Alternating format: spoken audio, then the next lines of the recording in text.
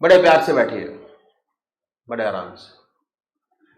उसके बाद ये महसूस करें कि हमारा इष्ट सह शरीर हमारे सामने विद्यमान है। पहले चूज करिए अपनी आत्मा को पूछ के कि कौन से भगवान की आराधना करना चाहते हैं हम। शिव को मानना चाहते हैं, राम को मानना चाहते हैं, कृष्ण को मानना चाहते हैं, जिसको मानना चाहते हैं। एक बार निश्चित कर लीजिए जो इष्ट आपको सबसे ज्यादा, परमात्मा की मूर्त जो आपको सबसे ज्यादा प्यारी लगती है,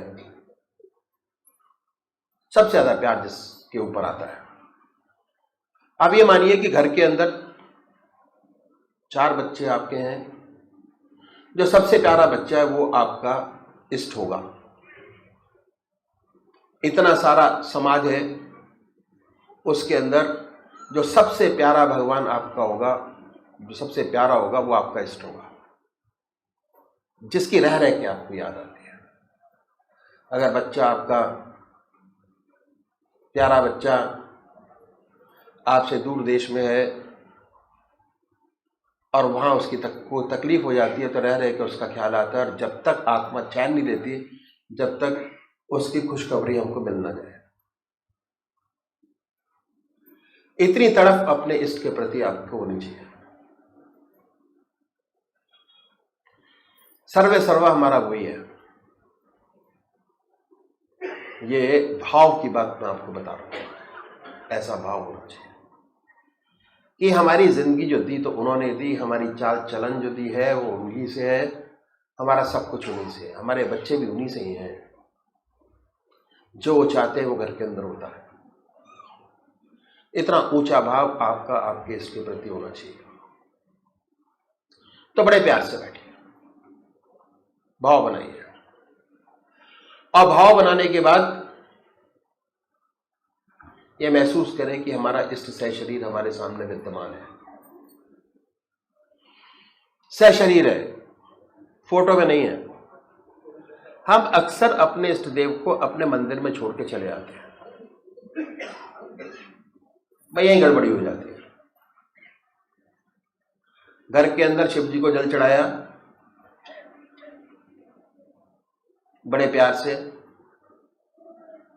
उसके बाद बाहर निकले, जैसे घर गृहस्थ में गए थे वैसे ही आपस में बातचीत करते चले आते, अपने इष्ट देव को उसी मंदिर में छोड़ के चले आते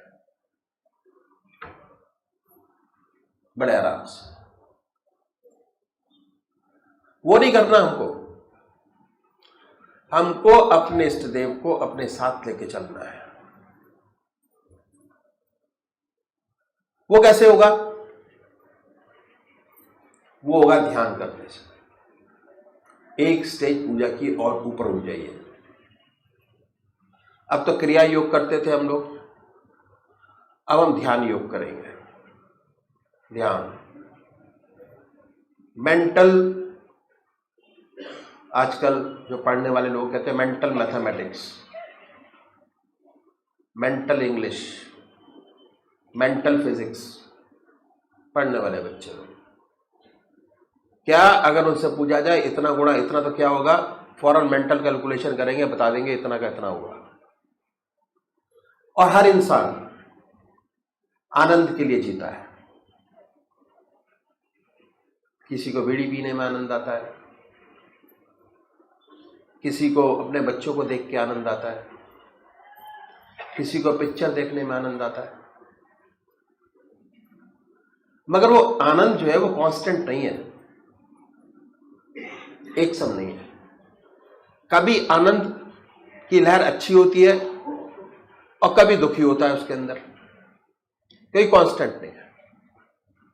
जो अध्यात्म है, परमात्मा का जो रास्ता है, भक्ति मार्ग है, इसके अंदर हमेशा चिरयुक्त आनंद है। मन की ट्यूनिंग ऐसी हो जाती है कि हमेशा आपको आनंद ही दिखाई देगा, चाहे आपको नुकसान हो चाहे फायदा हो।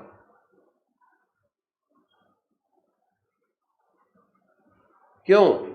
हमने अपने दिमाग को उसी हिसाब से ट्यून कर दिया। ऐसा नहीं कि जो सत्संग में आता है उसको नुकसान ना होता हो।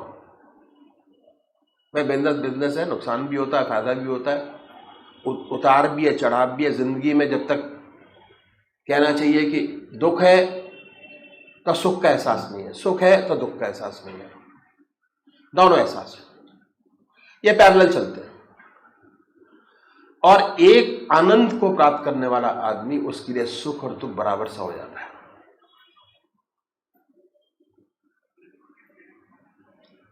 तो हमको अपने आप को उस हिसाब से ट्यून करना है कि अगर हमारे शरीर के अंदर कोई दिक्कत भी है, हमारा मन इतना स्ट्रांग हो जाए कि जो हम चीज ऊपर से लेते हैं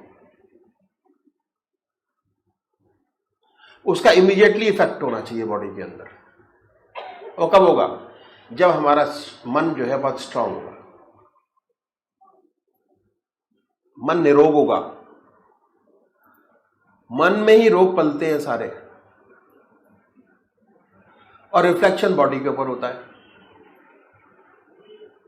शरीर नहीं कहता कि मुझे बुखार आ रहा है, मन कहता है कि तेरे को बुखार आ रहा है। पेट में दर्द है, पेट नहीं बोलता कि मेरे पेट में दर्द है। एहसास मन को होता है, आत्मा को होता है, मन को होता है, आत्मा को भी नहीं होता किसी दर्द का एहसास। मन बोलता है कि भाई तेरे पेट में दर्द है, तेरे को भूख लग रही है, तेरे को नहीं लग रही, मन। और मन ही कंट्रोल करने की चीज है। अगर मन को आपने अपने अंडर में कर लिया तो आपने जीवन का 99% प्रॉब्लम आपने अपनी खत्म कर ली, 99%। और मन को स्ट्रांग बनाने का तरीका ध्यान योग। फिर वहीं आगे लौट गया ध्यान योग। तो तरीका क्या है कि आपने अपने इष्ट देव को चुना और पूजा करते हुए अपने पूजा के स्थान पर गए। अगर है आपके घर के अंदर तो बड़ी अच्छी बात है, नहीं है तो एक स्थान बना लीजिए पूजा का। कुशा कंबल का आसन लगाइए, बड़े प्यार से बैठिए। कोई भक्ति भरा भजन हो तो गाइए, भक्ति भाव। अगरबत्ती जलाएं। क्यों जलाते हैं अगरबत्ती? उससे वातावरण शुद्ध होता है। पवित्र मन पवित्र एटमॉस्फेयर में ही पैदा होता है। अगर आपका घर पवित्र नहीं है, रात को सोते कपड़े में बैठ गए तो आपका मन नहीं लगेगा। बड़े प्यार से उठिए, 2 बत्ती अगरबत्ती जलाएं, खुशबूदार। उसके बाद कोई भजन आता है तो गाइए बड़े प्यार से। उसके बाद अपने इष्ट देव की मूर्त जो आपको सबसे ज्यादा प्यारी है उसको अपने सामने बनाने की कोशिश कीजिए कि हमारे इष्ट देव हमारे सामने सशरीर विद्यमान है, मूर्त में नहीं है। बड़ी बड़ी आंखें हैं, गोल चेहरा है, बनाए अपने सामने। उसी ख्यालों में डूब जाइए। उसी ख्यालों में डूबना ध्यान योग की तपस्या करना है, तपाना है अपने शरीर को।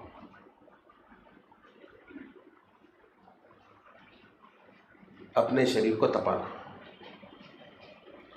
और जैसे जैसे राम नाम का तप आपके शरीर में होता चला जाएगा, वैसे वैसे आपका शरीर, आपका मन, आपकी आत्मा निखरती चली जाएगी। दूर से देख के पता लगेगा कि हाँ कुछ किया हुआ है इसमें। बुझा चेहरा नहीं होगा, बुझा चेहरा नहीं, चेहरे पर रौनक होगी। कितनी भी कठिनाइयां होंगी, मन एक सम होगा। तो हमको इस तरीके से ध्यान योग का अभ्यास करना है। और जैसे जैसे इसमें डूबते चले जाएंगे, जैसे जैसे राम नाम में अपने शरीर को तपाते चले जाएंगे, वैसे वैसे आपका शरीर कुंदन सोने की तरह निकलता चला जाएगा।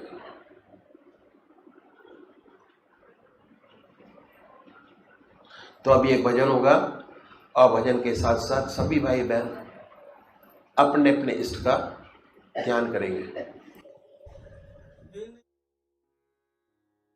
आप जाहिर आप बातिन, साथ हम सबके हैं आप। को की पर्दा करके बैठे, फिर भी लापरदा हैं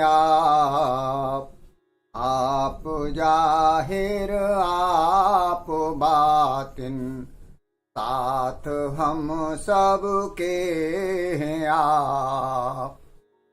गूंजती है कान में आवाज अब भी आपकी,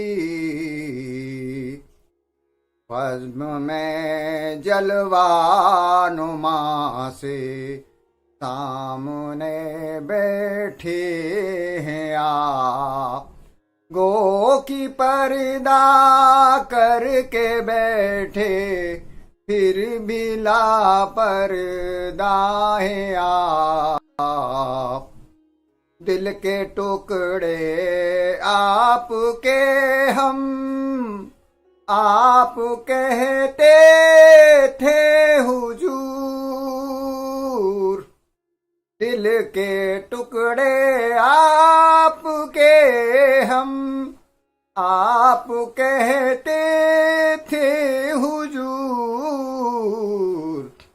फेर कर फिर मुँह यूं हमसे, फेर कर फिर मुँह यूं हमसे, कैसे जा सकते हैं आप जाहिर आप बातिन, साथ हम सबके हैं आप। जिस्म तक महदूद जब थे, फासले मुमकिन भी थे। जिस्म तक महदूद जब थे, फासले मुमकिन भी थे। अब जो लामहदूद हैं तो रूबरू बैठे हैं आप। अब जो लामहदूद हैं तो रूबरू बैठे आप। को की पर्दा करके बैठे, फिर भी लापरदा हैं आप। कर दिए आसान रास्ते, पुरखतर दुश्वार थे।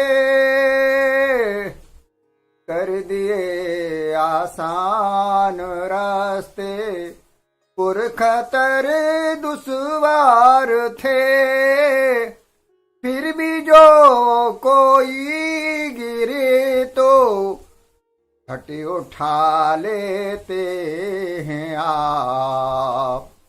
आप जाहिर आप बातिन, साथ हम सबके हैं आप। झोली मेरी तंग है, बदकिस्मती मेरी है ये। झोली मेरी तंग है, बदकिस्मती मेरी है ये। बांटते हर से सभी को, बांटते हर से सभी को, बेहिसाब देते हैं आप जाहिर आप बातिन, साथ हम सब के हैं आप। एक चिरंजी ही नहीं, कितनों की हिम्मत आपसे, कितनों की हिम्मत आपसे। दोस्त रहबर रहनुमा और खैर ख्वाहें हम सब के आप। दोस्त रहबर रहनुमा और खैर ख्वाहें हम सब के आप। गो की पर्दा करके बैठे, फिर भी लापरदा है आप जाहिर आप बातिन, साथ हम सब के हैं आप। हो की पर्दा करके बैठे, फिर भी लापरदा है आप। यश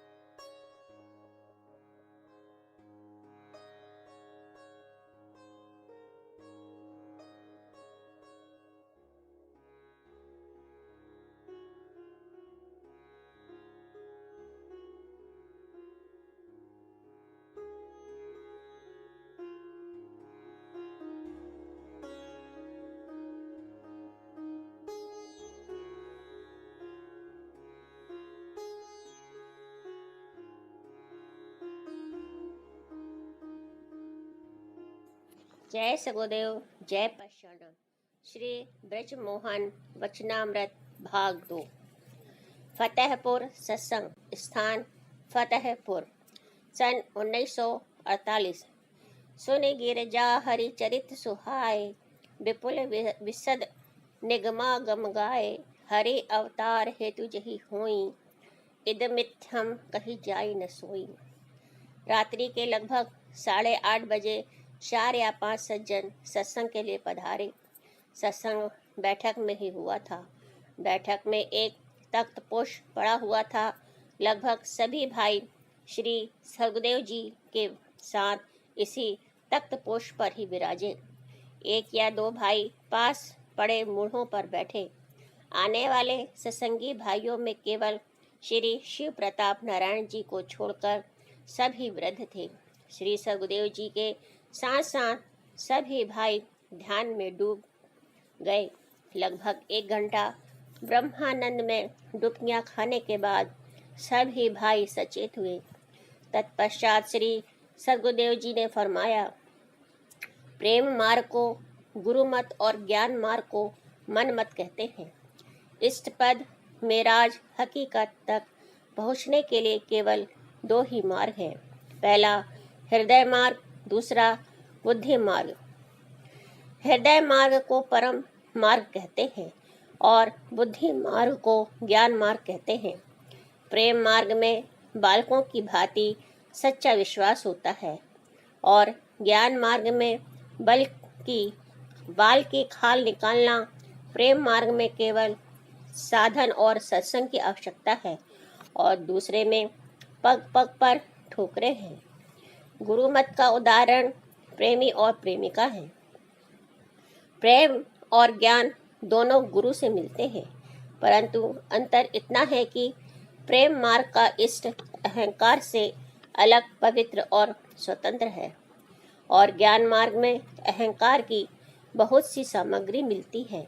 ज्ञानी अहम ब्रह्मास्मि अनल हक और प्रेमी त्वमसि अतुल हक अर्थात तू है कहता है। ज्ञानी कहता है कि मैं ही हूँ और प्रेमी कहता है कि तू ही है। गुरु मत में केवल गुरु में विश्वास ही पक्का करना होता है और मन मत में अहंग्रह उपासना है। प्रेम यह है, जब मैं था तब गुरु नहीं, अब गुरु है मैं नाही। प्रेम गली अति सांकरी, या में 2 न समाही। गुरु का नाम सर्वश्रेष्ठ, कल्याण में सब दशाओं में आदर्श और इष्ट है। इसके ध्यान से हृदय को बार बार स्पंदन होता है। जिसके विचार ऊपर की ओर चलता है, जिस प्रकार सब कल्पित शब्द दुनिया में अपना काम करते हैं, ऐसे ही गुरु के नाम से सच्चे इष्ट मेराज सदाकत का ध्यान होता रहता है। जो कुछ दुनिया में है वह सब ख्याल के अंदर है और ख्याल का परिपक्व होना ही इष्ट पद तक पहुंचाता है। ख्याल के परिपक्व होने का नाम विश्वास, अकीदा, ईमान है। ईश्वर की समझ भी तो किसी ख्याल दिलाने से ही होती है। पहली वस्तु ख्याल है और ख्याल के ही प्रकट रूप होने को नाम और रूप कहते हैं। यदि खेत कमाया हुआ है तो जो बीज उसमें डाला जाएगा वह पैदा होकर फूले फलेगा और यदि खेत में यह गुण नहीं है तो परिणाम उल्टा होगा। इसलिए दिल के बर्तन या खेत को कमाने या बनाने की बड़ी आवश्यकता है। बिना गुरु के ज्ञान की समझ कठिनता से आती है, क्योंकि जिस स्थान पर हमारी स्थिति है वहाँ पर हर प्रकार से शिक्षा, सुधार और संभाल की जरूरत है। इसलिए बाह्य प्रभाव की आवश्यकता है। मनुष्य जितनी उन्नति करेगा बाहरी प्रभाव द्वारा करेगा।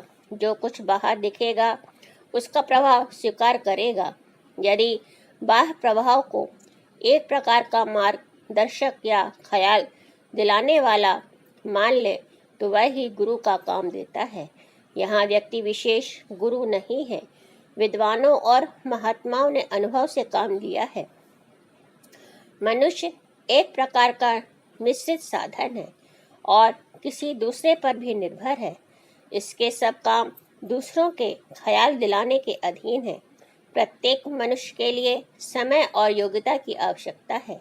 मनुष्य की जैसी बनावट और सृष्टि है, वैसे ही बाह्य विचार को लेकर काम करता है। जिसकी बनावट और ढंग की है, उसमें वह बात पैदा नहीं हो सकती। मनुष्य की शारीरिक बनावट, हृदय और दिमाग की आकृति भी बाह्य प्रभाव से बनती है। माता पिता की संपत्ति, इर्द गिर्द का सामान, भोजन, वर्तमान दशा, शिक्षा, पाठशाला में एक ही अध्यापक का भिन्न भिन्न विद्यार्थियों पर भिन्न भिन्न प्रभाव, ये सभी बाह्य प्रभाव है। शब्द गुरु के उपदेश का नाम है। अब सोचिए, शब्द बड़ा है कि जीव, जो बाहरी ख्याल दिलाने के अधीन है। गुरु का काम यह है कि मनुष्य को गढ़कर सुंदर बना दे। यह गुरु का पूरा कर्तव्य और बड़ा एहसान है। शठ सुधरहि सत्संगति पाए, पारस परसि धातु सुहाए। गुरु करते समय जो लाभ होते हैं, वह कई भांति के हैं। पहला, जामन, खमीर मिलता है, जैसे दही या आटे का खमीर। दूसरा, सत्संग के विचार मजबूत होते हैं। तीसरा, जो कुछ गुरु करता है, शिष्य उसकी नकल करता है। इस प्रकार नित्य के अभ्यास से उसका व्यवहार सुधरता है और आध्यात्मिक मार्ग में उसका जीवन शानदार हो जाता है। चौथा, जीवन में यह जिस बात की खोज में रहता है, उसको साक्षात्कार के दर्जे तक पहुंचा देता है, साक्षात्कार कर लेता है। साधुओं के संग से साधुता और बुरों से बुराई, अमीरों से अमीरी, दीनों से दीनता की लहर मिलती है। क्योंकि गुरु की आत्मा मन को मारने वाली होती है, इसलिए उनसे वही आदत आएगी। बिन गुरु भवनिधि तरे न कोई, जा बिरंचि शंकर सम होई। मनुष्य चाहे जितना विद्वान, पंडित, ज्ञाता, ऋषि, मुनि, वली, नबी अवतार हो, सिद्धांत से ही उससे गुरु करना चाहिए। उपासना, भजन, तप, यह सब बच्चों के खेल के समान है। गुरु का सत्संग उन सबसे सहस गुनी बड़ाई रखता है। सत्संग से बाह्य प्रभाव अपने आप बिधने लगते हैं और वैसा ही रंग चढ़ने लगता है। गुरु को कीजे दंडवत, कोटि कोटि प्रणाम, कीट न जाने भृंग को, गुरु करे आप समान। कोटि न चंदा उग रहे, सूरज कोटि हजार, सतगुरु मिलिया बाहरा, देखे घोर अंधिया। गुरु की आत्मा का नाम मालिक है। हजरत मसीह का वचन है कि जो बेटे को नहीं जानता, वह बाप को नहीं जानता। बुद्ध गुरु का आदर्श है। जैनों में तीर्थकर गुरु का नाम है। गुरु वह है जो शिक्षा, सुधार और उपदेश आरंभ करते हैं। वह सूर्य की तरह चमक उठते हैं। संसार के अधिकारी उसे अपने आप रस फैज पाते हैं। यह पवित्र लोग अपनी बनावट, युक्ति और हृदय के झुकाव के विचार से बहुत पक्के और मजबूत होते हैं। उन पर भी शिष्यों का प्रभाव पड़ता है और वे उसी प्रभाव के द्वारा शिष्य के निर्बल अंकों को देखकर इस प्रकार शिक्षा देते हैं कि जो उनके लिए सुलभ हो। वास्तव में गुरु आत्मिक इष्ट पद मेराज इरफा का नाम है, जो दिमाग के आकाश में है। चेला चित्त दिल में है, मन में है। जिस समय मन रूपी चेला प्रकाश में गुरु से मिलकर एक हो जाता है, तब उसमें न कभी वियोग होता है, न जुदाई। दोनों अवस्थाएं अंदर है। जब तक इष्ट पद सिद्ध न हो जाए, तब तक चेला और तभी तक गुरु है। चूकी कर दी जात मुर्शद रा कबूल, हम फिदा दर जात शबद हम रसूल। जो गुरु में लीन फना है, उसको वही ईश्वर अवतार और रसूल है। गुरु साक्षात पर ब्रह्म है। क्योंकि समय अधिक हो चला था, सत्संग समाप्त हुआ तथा सब भाई श्री सगदेव जी को दंडवत प्रणाम कर अपने अपने घर को चले गए। जय सगदेव, जय परशुराम।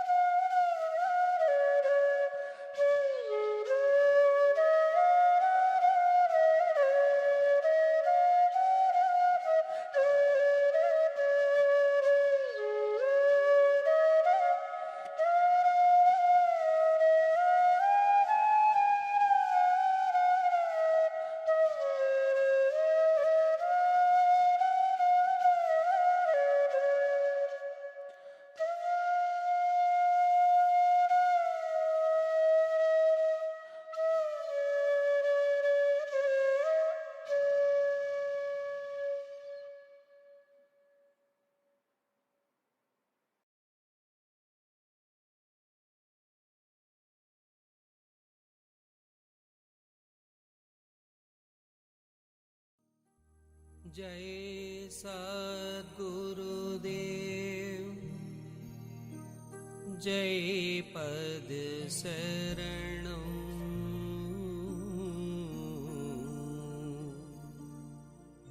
श्री यशोरूप